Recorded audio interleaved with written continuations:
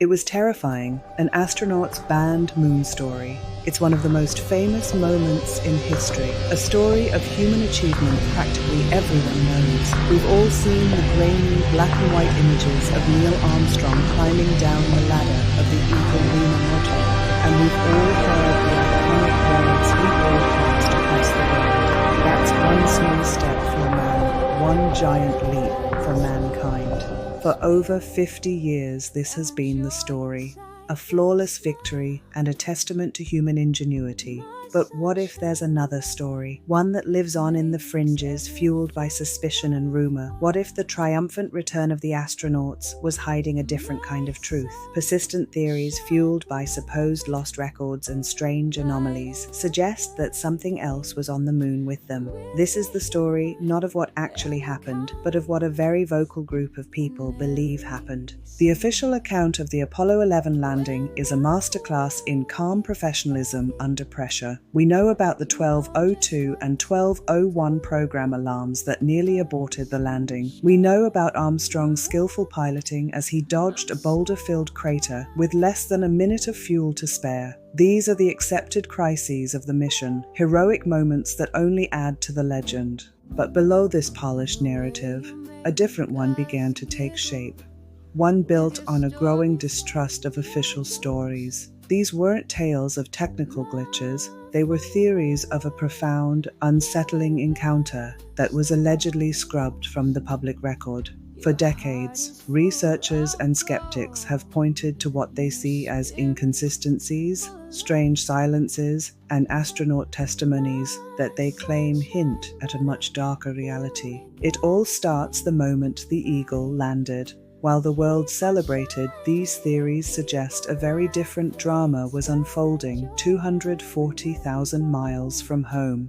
The official mission transcripts are public, a detailed log of every word. But what if the most important words were never meant for us to hear? This is the absolute heart of the conspiracy, the event that has fueled speculation for half a century. An alleged 2-minute period of radio silence right after the lunar landing.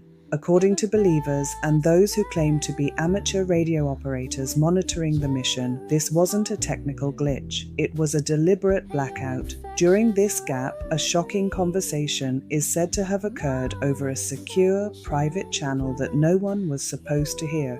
The story goes that Armstrong, in a state of disbelief, reported seeing something watching them. A fabricated but incredibly persistent quote attributed to him has circulated for decades.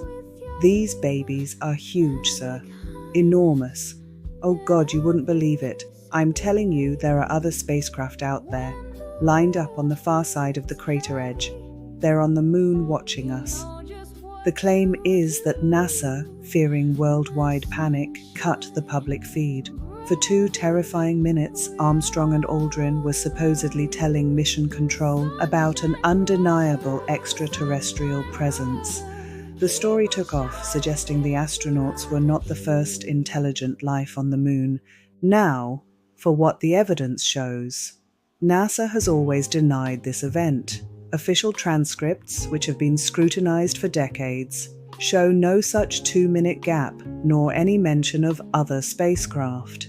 Historians and communication experts point out that mission communications were not encrypted and were tracked by multiple nations, including the Soviet Union, making a secret conversation of this kind nearly impossible to hide. The story of the 2-minute silence and the dramatic quote are widely considered to be complete fabrications, born from a fascination with UFOs and a distrust of government narratives. If the audio was controlled, maybe the pictures held the real clues. For decades, researchers have pored over thousands of official Apollo photos, and what they've found is, in their eyes, undeniable proof of a deception. The arguments are compelling and have become pillars of the moon hoax narrative. First, you have the shadows. In many photos, shadows cast by astronauts and equipment seem to fall in different directions. Skeptics argue this is impossible with only one light source, the sun.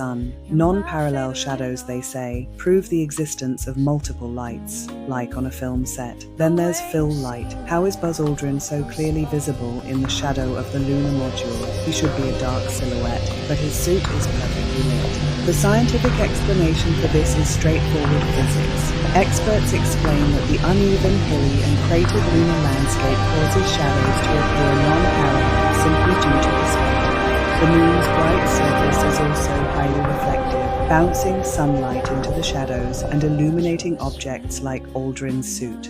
And then perhaps the most famous anomaly, the missing stars. In all of the photos from the moon, the sky is a blanket of pure black. Not a single star is visible. For believers, this is the smoking gun. How could NASA fake the complex starscape of the lunar sky? The easiest solution, they claim, was to leave it black.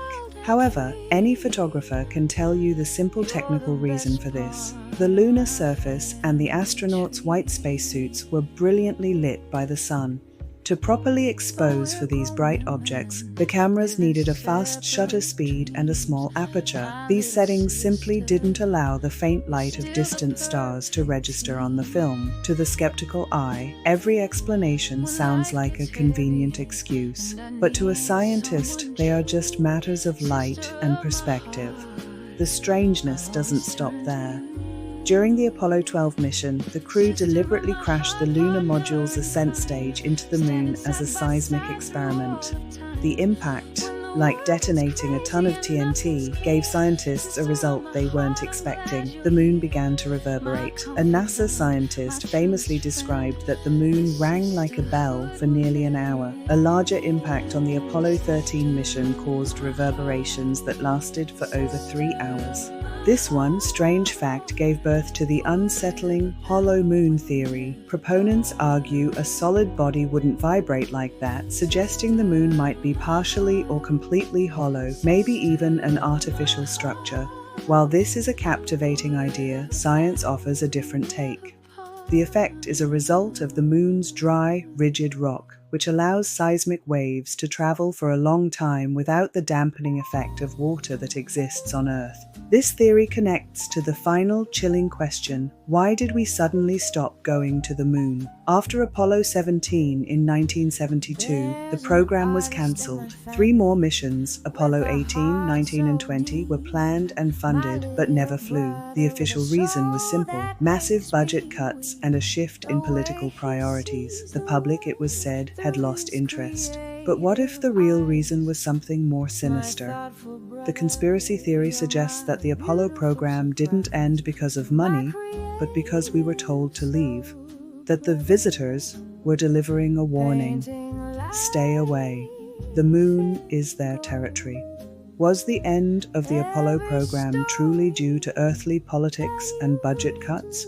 Or was it the final act of a cover-up, hiding that we'd stumbled upon something we were not ready to face? From a mythical 2-minute radio silence to photos with explainable quirks.